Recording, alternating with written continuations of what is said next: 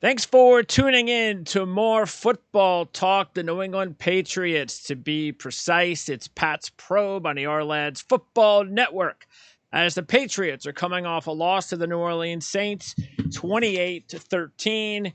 Matt Jones throws 3 picks, 51 passes. There's a lot to talk about, not just with the offense, the defense, special teams, and that's right, it's Tom Brady week. I was looking at these trends. Now, these trends I want to start off with are pretty crazy, and they're so big that you could probably cancel them both out. Uh, Tampa Bay has covered 14 straight games as a favorite of less than 11 points after they have lost a non-division game as a favorite. So again, a weird kind of trend, but a 14 straight trend. So you go, okay, well, that doesn't sound good for the Patriots. Well, the Patriots have covered 10 straight games when they're dogs of less than 7 after losing a game by double digits. Also, the Patriots are 15-2 against the spread in their last 17 after they play a non-division opponent off a straight-up loss of more than 4 points. But on the bad side, they've dropped 10 straight at home off a double-digit straight-up loss versus an opponent off a double-digit straight-up loss. So it's one of those games trend-wise where you go, well, it's just XX and XX, throw the trends out. Now, especially, I've said that also with the Patriots ever since Brady left almost. I can't really rely, and the Bucs too. I can't really rely on the long-term team trends for Tampa Bay and New England because Tom Brady's gone from one of the teams to the other. Right. Exactly. I mean, all those, like, there's so many stats, and Sean Payton threw out one last week about the Patriots, and it ended up playing out in this game, just out of coincidence about the Patriots. When they win the turnover margin at home, they're basically undefeated in the Belichick era, right? If you win the turnover margin at Gillette Stadium, you win the game. Is what Sean Payton was basically saying. It's like, yeah, I mean, that's probably accurate for the most part, but it also probably helped that they had number 12 in all those games for the last 20 years, and not Mac Jones or Cam Newton. So all those trends, I throw them out the door. I think the biggest thing that you look at with this game is, first of all, there is a chance with the way that the Patriots are playing right now that this is not even a game, right? Especially after a loss for Tom Brady last week. Yeah, so Matthew Slater and Devin McCourty both echoed the same sentiment, which I thought was really hitting the nail on the head, which is just right now the Patriots are not good enough to worry about headlines, right? They're not good enough to worry about the return and Brady versus Belichick and all these. They have so much to worry about internally with what they're going on, how to get this team off on the right foot and how to turn this thing around, that Brady being the opponent is just another opponent, honestly, to these guys, because they're more focused, I would say, in a lot of ways with correcting their own mistakes than necessarily worrying even about what the Bucs and Brady are doing and game planning for Tampa Bay. Because if they don't play a cleaner game doing their stuff, it's not going to matter. Yeah. Right. It's not going to matter what game plan Bill Belichick draws up to face Tom Brady if they're turning the ball over 3 times and they can't protect Mac Jones and they're giving up drives when they need to get stops, and it's not going to matter. Now, the fascinating X's and O's matchup of this is that I do think the Patriots defense is good enough for Belichick to do some things against Tom Brady, and maybe, I don't know about I don't know about confusing Brady, but I would say that they're good enough defensively to execute a game plan, right? So if Bill has a game plan up his sleeve that he's been working on for the last 20 years of, if I ever had to face Brady in a game, this is what I would do. I think they have the horses on the defensive side of the ball to install a legitimate Brady Super Bowl type of game plan. Like, we're going to do something totally outside the box to throw at Tom and get him, and stop him. And what I have been just kicking around in my head here in the early couple of days before I really get into this game is stopping stopping all the other 10 guys on the Bucs offense and not worrying so much about Brady. Because if you get too caught up in what affects Brady and let's confuse Brady and let's pressure That Brady and never all this works. kind of stuff, I don't think that's going to work. No. But if you get caught up in how can we take Mike Evans, Rob Gronkowski, and Chris Godwin away from Tom Brady and make him beat us throwing to Leonard Fournette and some of these secondary options, then maybe you have a better chance in that game. So in my mind, the mantra for the Patriots coaching staff this week with the game plan should be, how do we shut down Brady's weapons and not necessarily worry about rattling Tom, right? Because it's not going to work most likely. No.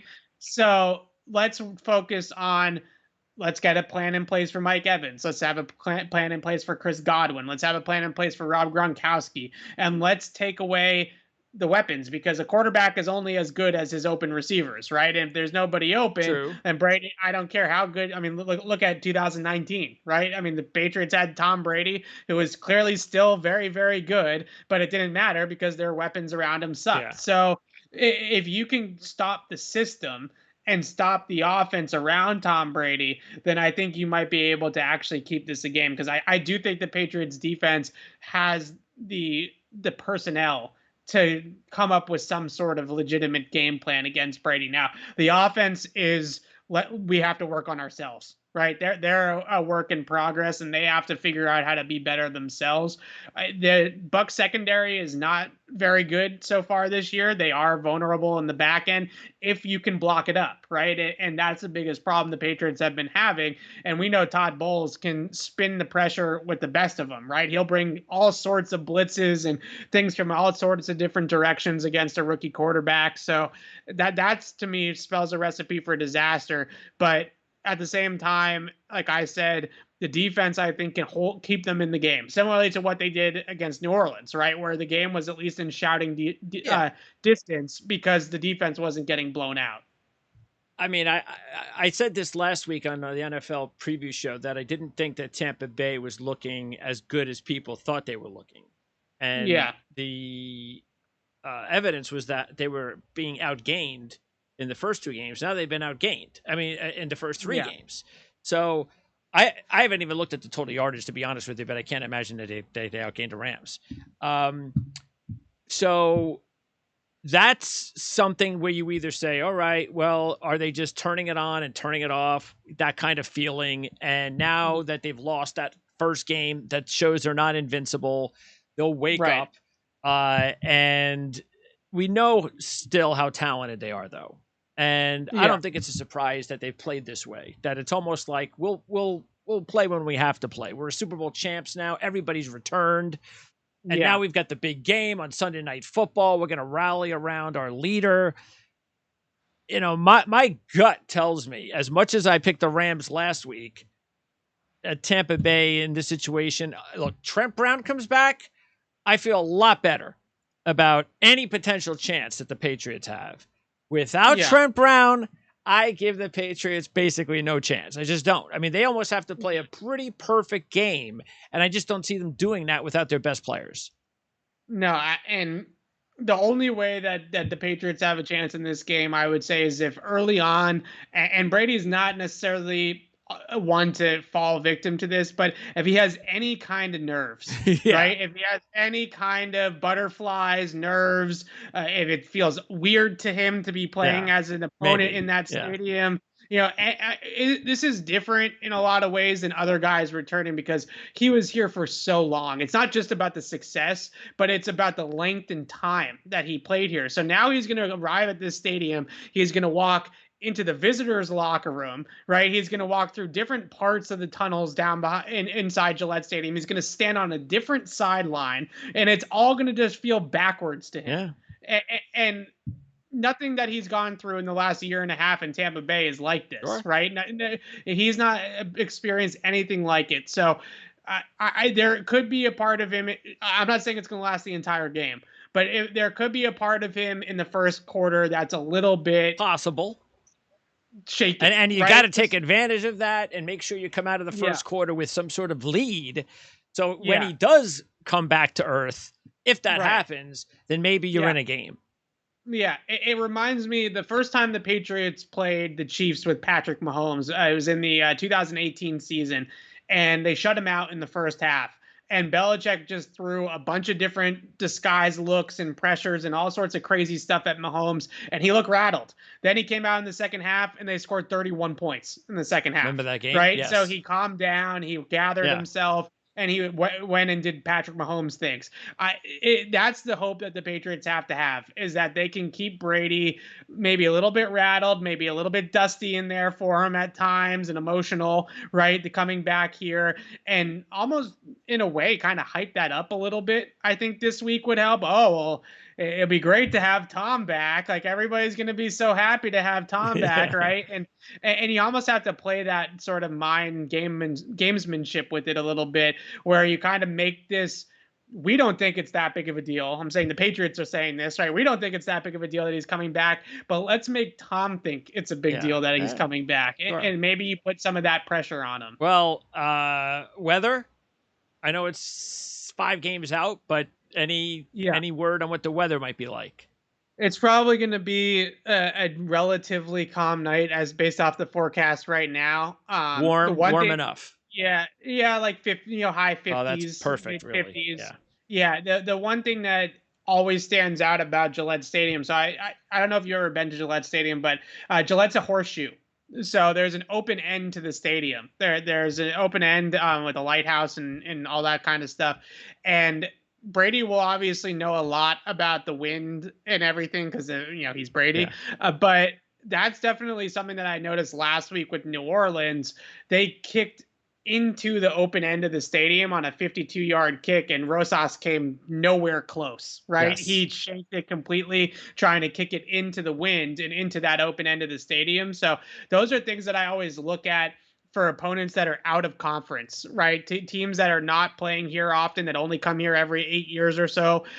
Bruce Arians, I don't even remember the last time that he played a game in Gillette Stadium, but it's a different kind of wind. And it's always, I mean, speaking as somebody that does stand-ups out there at Gillette every single week, it is always windy. Always. So if you're Bruce Arians, you better be taking some pointers from Tom Brady about we need to go against the wind here and we can't kick into the wind there and things like that. What do you feel? What's your gut tell you on a Tuesday? My gut tells me that this game is going to unfortunately be a massacre that the Patriots are not going to want to be a part of. And all we're going to do is lament about how that should have been the Patriots with Tom Brady and Rob Gronkowski and everything that everybody's been doing for the last year plus, right, since the start of last season. Look, I think the Bucs are more vulnerable this year than maybe they were last year in some respects, and the defensive secondary isn't as good, and they have some holes back there.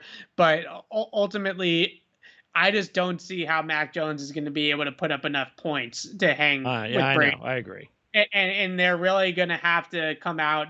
Belichick's going to have one of those Hall of Fame level game plans, right, on defense, where he's got a couple that are in the Hall of Fame. The Bills-Giants Super Bowl with Thurman Thomas and back in the day, that's in the Pro Football Hall of Fame. The Rams game plan against the Greatest Show on Turf is in the Hall of Fame. And the second Rams game plan against Jared Goff and Sean McVay is also in the Pro Football Hall of Fame. Yep. So he's got 3 game plans that are in there. So maybe he can come up with something else. That's what it's going to take, more than likely. Yeah.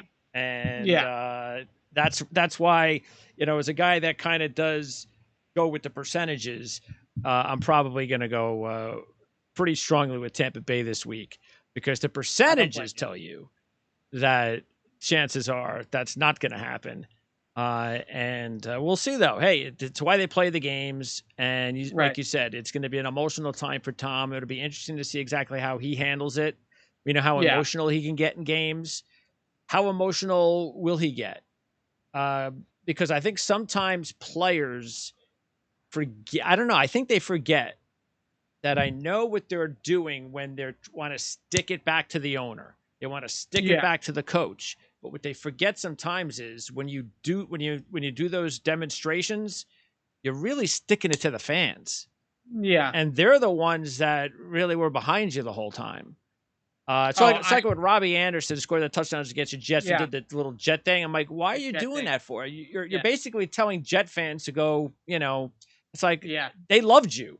Why are you doing that for? As much as I agree with you 110%, I actually think what I'm afraid of, and I will be disappointed, and this is the fan in me talking, right? I will be really disappointed in that Gillette Stadium crowd if it goes the way that I'm anticipating it might go. And like a love fest? A love fest. An absolute love fest. And like when he scores a touchdown, they're going to cheer.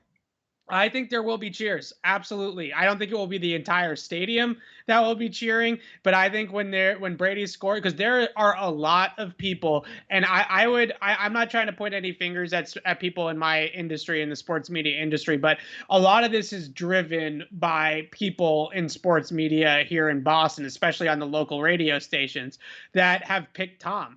They have sided. This is like Julian Edelman compared it to two parents getting divorced, right? Like, and you go to the family barbecue and the mother and the father have to be together and to cooperate because it's the kid's birthday, right? Like that's like what he compared it to. I thought it was a great comparison, as much as I don't laugh at divorce. Like I thought it was a great comparison, and this is a little bit of that situation. The mantra that the radio personalities are pushing here are you Tom or are you team? Right? Are you with Brady or are you with Belichick and the Patriots? Is the logo more important to you or is the player more important to you? And a lot of people here in New England have sided with Tom Brady. A lot of people. So I fully anticipate the whole stadium to be 12 jerseys. Like I fully anticipate everybody to bring out the Brady jerseys. I fully anticipate there to be loud cheers for Brady. And I think that if the Bucs are hanging it on the Patriots and Brady's playing out of his mind, I think that a lot of people in the stands will be happy about it. I really do. And is that because, and I know it's been a while since we talked about it, but is that because when they decided to leave, the fan base blamed ownership? They blamed Belichick. They blame Belichick, and I think what a lot of fans, I think it's twofold. One, they see what Tom Brady has done in Tampa, and they're like, what were you smoking? Nobody else was going to be better than this guy for the next couple of years.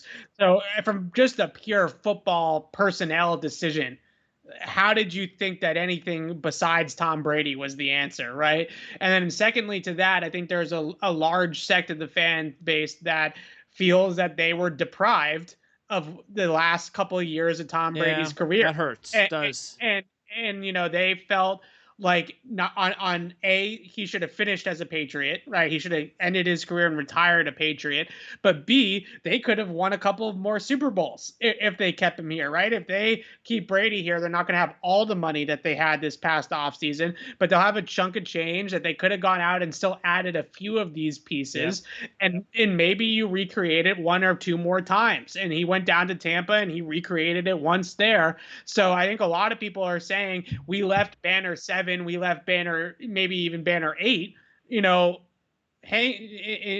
left it behind because we let this guy walk out the door. So I think that people feel deprived. I think people feel anger towards Belichick that they weren't able to work this out. And the spin from the Patriots side of it and from Belichick's side is that Tom Brady was a free agent. He had a decision to make of which team he wanted to go to. He was an unrestricted free agent. So they're trying to pin the decision on Brady. All right, well, forget the spin. What know what's going on there. Why do you think, was this an ego thing for Belichick completely? Or was it, okay, I kind of understand where he's coming from? So I think it's a couple of things. First of all, in 2019, during training camp, the Patriots offered Tom Brady a 2-year, $53 million contract extension that was going to keep him signed with the Patriots through this season, this 2021 season. And Brady turned it down. And at the time, the argument for Brady for turning it down was that it wasn't enough money, right? He wanted more money. What the hell does he need more money for? Right. So I guess it was a conversation of not feeling appreciated by Bill Belichick, right? He wanted to feel the love from Bill. So I don't necessarily think it was dollars and cents, but it was just commitment and love, right, from the head coach that he wasn't feeling. So Brady, when he declined that contract and set himself up to be a free agent at the end after the 2019 season, he was gone. The decision had been made already that he was leaving the Patriots at the end of the year. The Patriots then, Robert Kraft and Bill Belichick went to Tom Brady's house in Brookline a couple of days before free agency started and tried to hash it out. They tried. They sat down. They tried to have a mea culpa, meeting of the minds and say, let's not let it go this direction. That was kind of Robert Kraft's pitch, was let's not end this unbelievable run of success like this. Like, let's not do this to each other. And Brady just, I truly believe that Brady was just ready to move on. And that's what I believe. I don't think it's fair to just point the finger at Belichick and Kraft and say it's all their fault. No, and I think that Brady looked at the roster here in New England. Yes. And he looked at the cap space, and he looked at the draft capital. And then he looked down at Tampa and he said, geez, I could be throwing to Mike Evans and Chris Godwin. I can bring my family down to Southern Florida and live on the beach all year round instead of dealing with New England winters. It's almost like, for Brady himself, he's obviously nowhere close to retired, but it's almost like he kind of is in both doors in a way, right? Because his family is enjoying what they probably envision his retirement life to look like, and he still gets to play football. So I think in a lot of ways, he just saw that he thought the grass was greener elsewhere, and he saw the Patriots with the writing on the wall. Gronkowski had retired and was not going to play. If you want to look for bad blood, I would actually say it's more with Gronkowski and Belichick than Brady and Belichick. And I think Brady saw the writing on the wall that Gronkowski had retired and was not coming back. Julian Edelman was slowing down and was getting banged up with injuries and was probably nearing retirement. N'Keal Harry was a total bust of a first-round pick. They had no real cap flexibility, and they had no real high draft picks. So where was the help going to come from? Last year would have been a disaster again, just like 19.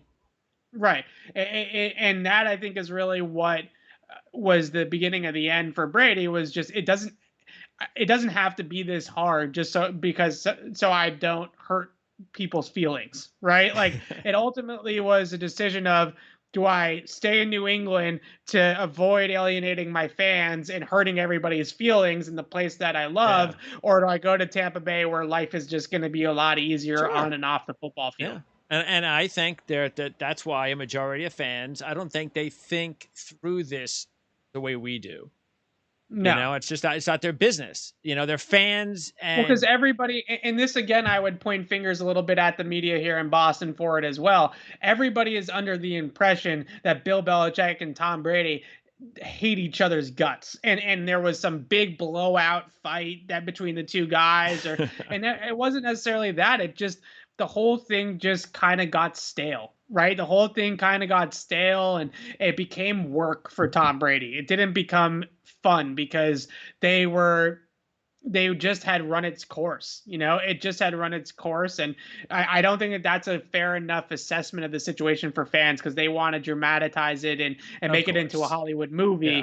And that's really not what it was. It just had run its course, and the relationship between the two guys wasn't where it needed to be. And if Gronk was still in his peak, and Edelman was still in his peak, and those guys were still on the roster, and N'Keal Harry was a good draft pick, like none of this would have happened. So a lot of it was football as well. All right, Evan. So we'll see how the story unfolds. The TV show of the week. Yeah, it really does feel like a movie. That's being created here by everybody more than a football game, which I mean, I get, that's the job, right? That's what we're supposed to do. Well, we'll see how it goes. Usually these big stories don't ever live up to it. And I think we both agree that's probably what's going to happen. It's probably not going to be as dramatic a game as we're kind of hoping, but you never know. So we'll talk about that next week. Meanwhile, you're going to talk more about that on Patriots Press Pass, correct? Yes, YouTube Patriots Press Pass. Patriots beat twice this week, And I'm sure we will go very, very long and deep into this whole thing with Tom Brady. We try not to get too much into the drama side of it. We try to stick to more to X's and O's on Pat's beat. So, but we'll still talk about Brady and Belichick. It's the elephant in the room, so you really can't ignore it. Thanks, Evan. Great job as Thanks, always. We'll Greg. talk to you next week. Sounds good.